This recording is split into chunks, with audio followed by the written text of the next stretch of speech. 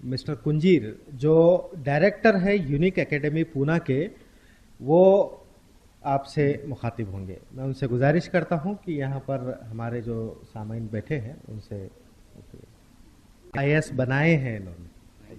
Thank you. हाजरीन आदाब। Actually हमारे दोस्त फारूक नाइकवाड़ी साहब ने इतनी तमाम सारी बातें आपके सामने रखी है कि मेरी समझ में नहीं आ रहा है कि मैं शुरू करूं तो कहाँ से करूं और कहूं तो एक्चुअली क्या कहूं, क्योंकि मुझे जितना भी कहना था वो सब उन्होंने काफ़ी तफसील से और काफ़ी एक टेक्निक से आपके सामने रख दिया है। पर फिर भी एक दो तीन बातें हैं, मैं आपके साथ उनको शेयर करना चाहता हूं।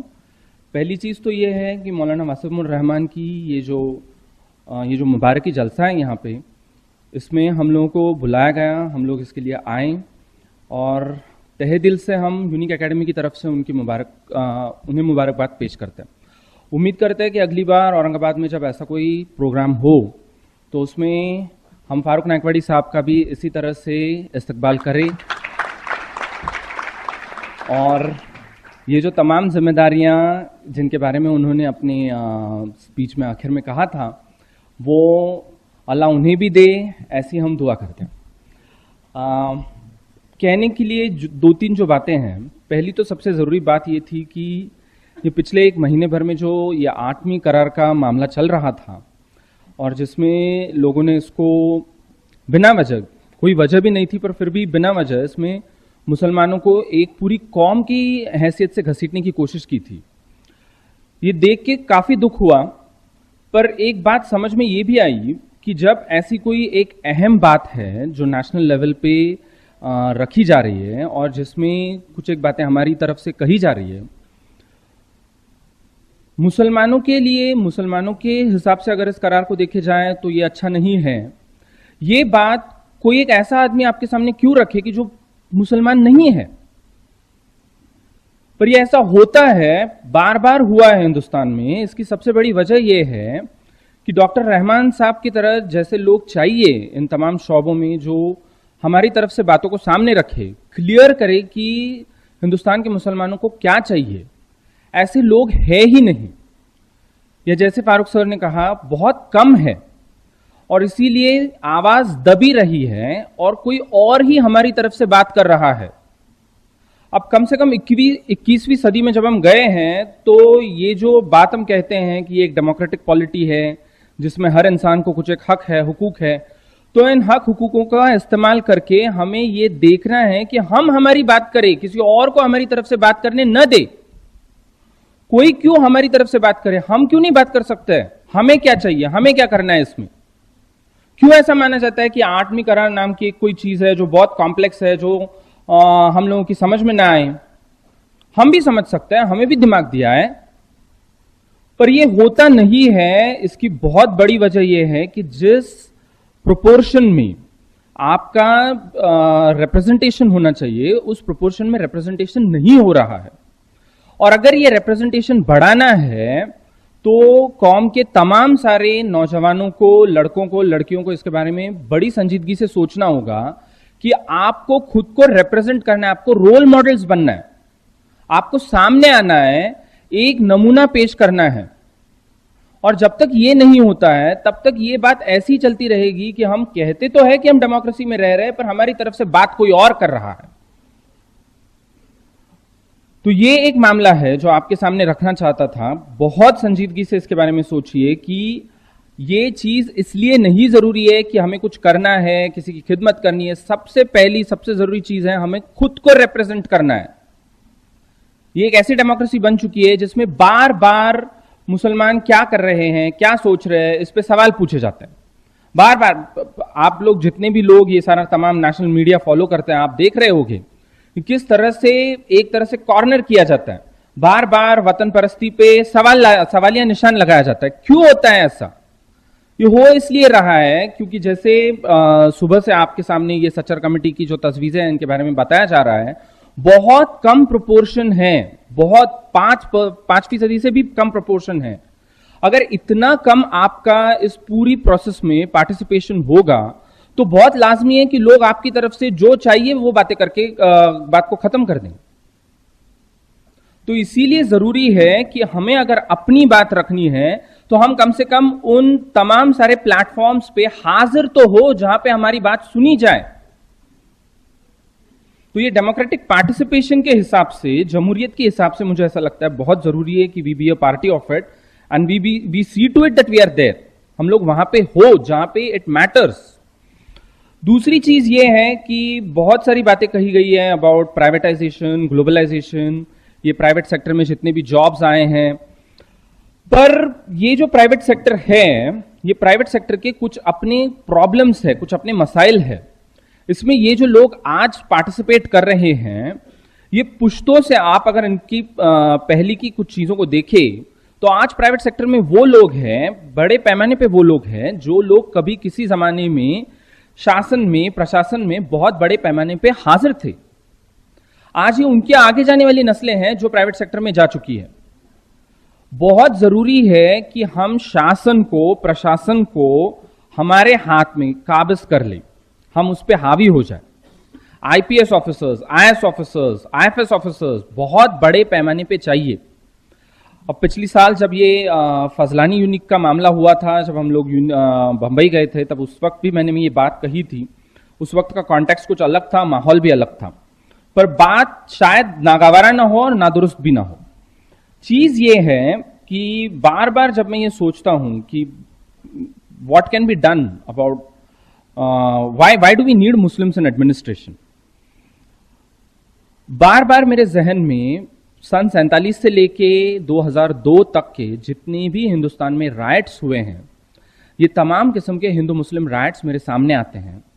और बार बार जब मैं इनमें से हर एक राइट के बारे में सोचता हूं और देखता हूं, तो एक बहुत जरूरी चीज जो सामने आती है वो ये है कि जब राइट हो रहा है, जो पुलिस की मैकेनिज्म है, जो एडमिनिस्ट्रेशन की मैकेनिज्म है, जिसने इस तमाम चीज को कंट्रोल करने की जरूरत है, वो इस चीज को कंट्रोल नहीं करती है, वो इस चीज को इसी तरह से चालू रखने देती है।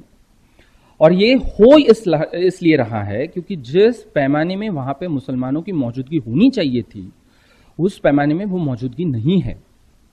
अगर किसी भी इलाके में राइट होता है, पर अफसर अगर आईपीएस, आईएएस मुसलमान होता है, तो वो अपने हकूकों का, वो अपने जो हक है सरकारी, उनका इस्तेमाल करके इस पूरी सिचुएशन को अंडर कंट्रोल कर सकता है। और ऐसे भी मसाइल है हमारे पास, नहीं है ऐसी भी कोई बात नहीं है। आप बंबई देखिए, आप हर जगह पे देखिए, जहां जहां पे हमारे पास मुस्लिम या ये जो नॉन हिंदू किस्म के ऑफिसर्स है, the rights have been brought under control. पर जहां ऐसा नहीं होता है, वहां पे ये राइट का मामला जो है वो ज्यादा देर तक चलता रहता है और इसमें सबसे ज्यादा नुकसान मुसलमानों का ही होता है। और अगर इसको टालना है तो बहुत जरूरी है ज्यादा पैमाने में हम लोग इस चीज को देखें। आईएएस और आईपीएस ऑफिसर्स, वो दो चीजें जो मैटर करती है ऐसी हर सिचुएशन में, जब भी लॉ एंड ऑर्डर की सिचुएशन टूट जाए, अगर उसको संभालने वाले मुसलमान हो तो इसका सबसे कम खामियाजा मुसलमानों को भुगतना पड़ेगा। पर अगर जो लोग उसको कंट्रोल करने की हैसियत में है वो मुसलमान नहीं है, तो हिंदुस्तान में पिछले 60 सालों में यही हुआ है, सबसे ज्यादा खामियाजा मुसलमानों को ही भुगतना पड़ा है। तो इसलिए बहुत जरूरी है, हमारी जमहूरियती हकों के लिए जरूरी है, हमारे जानोमाल की रक्षा के लिए जरूरी है, हर चीज के लिए जरूरी है कि हम लोग इस चीज में आगे आए, ज्यादा से ज्यादा शिरकत करें और इस बात की ओर ज्यादा से ज्यादा तवज्जो दे कि हम लोग किसी भी तरह से, सर ने बहुत बढ़िया बात कही, हम जहां पे खड़े, हम जहां से है, वहां से मेन स्ट्रीम शुरू होता है। मेन स्ट्रीम हमारे अलावा कुछ नहीं है। हम जहां से शुरू करते हैं वहां पे मेन स्ट्रीम है।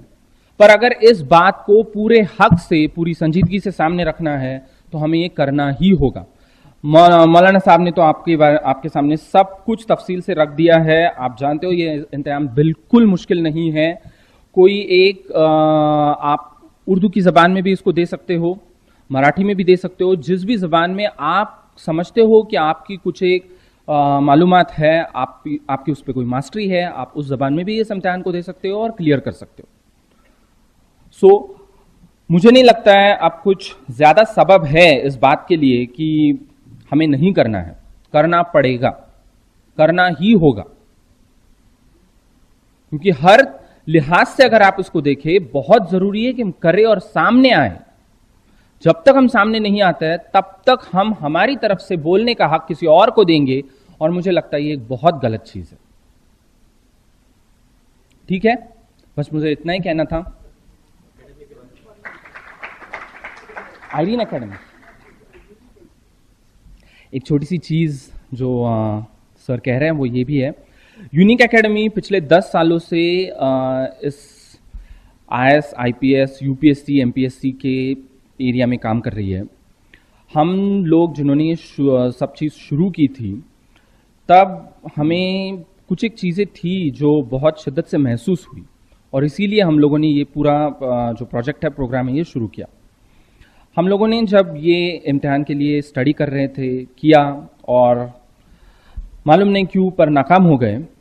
बाद में हमें कुछ एहसास होने लगा कि बहुत कम फीसद है इसमें हर किस्म के ऐसे लोगों की जिनको हम हर लिहाज से माइनॉरिटीज कहे, खाली रिलीजियस माइनॉरिटीज नहीं, इकोनॉमिक माइनॉरिटीज है, कल्चरल माइनॉरिटीज है, कास्ट के हिसाब से प्रॉब्लम्स हैं। तो इसीलिए कम से कम, हम हिंदुस्तान भर में तो कुछ कर नहीं सकते हैं, पर कम से कम महाराष्ट्र में SCs हो, STs हो, खवातीन हो, मुसलमान हो, इनमें से ज्यादा लोग एडमिनिस्ट्रेशन में आए, इस कोशिश से ये एकेडमी शुरू हुई थी।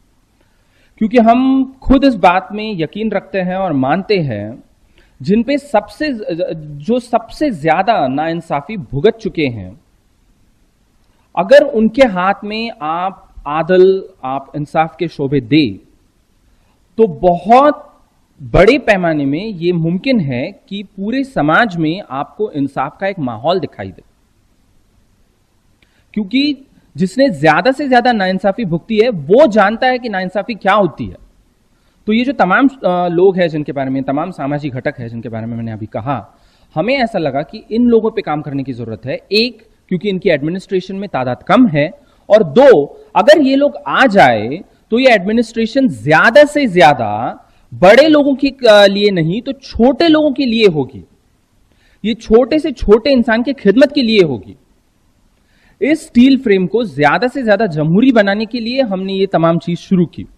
यूनिक एकेडमी कोल्हापुर, सांगली, पूना, बंबई और अब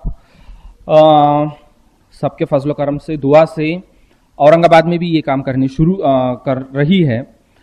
और हर किस्म की जो ट्रेनिंग है, प्रीलिम्स की हो, मेंस की हो, इंटरव्यू की हो, ये मुहैया कराने का काम यूनिक एकेडमी करती है।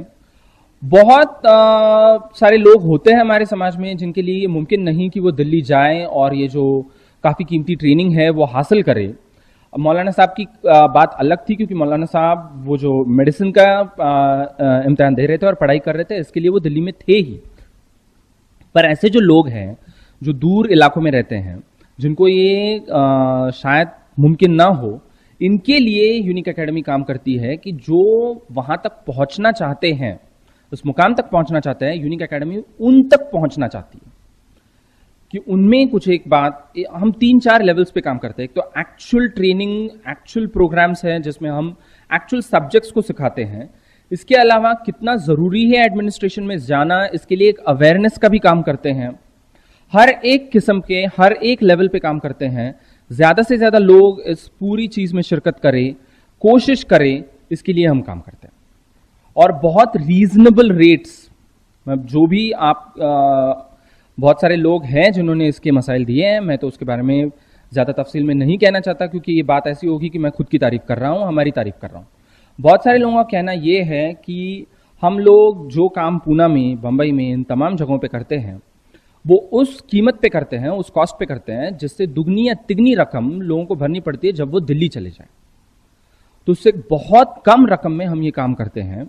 और कोशिश तो यही है कि बहुत सारे लोग इस पूरी चीज में शिरकत करें। उसमें से कामयाब कितने होंगे वो तो आपकी मेहनत और आपकी दुआ का नतीजा है, पर कम से कम ज्यादा से ज्यादा लोगों को ये बात पता चले कि एडमिनिस्ट्रेशन क्या होता है, हमारे हक इसमें क्या है, क्या कुछ चीज के लिए एडमिनिस्ट्रेशन बनाया गया है, कम से कम इस चीज के लिए तो ये जो फाउंडेशन कोर्स है, बुनियादी कोर्स है, इसमें आप शरीक हो, ऐसे मैं आपसे दुआ करूं, ऐसे मैं आपसे गुजारिश करूंगा। ठीक है, ओके, थैंक यू, शुक्रिया। बहुत बहुत शुक्रिया कुंजीर साहब।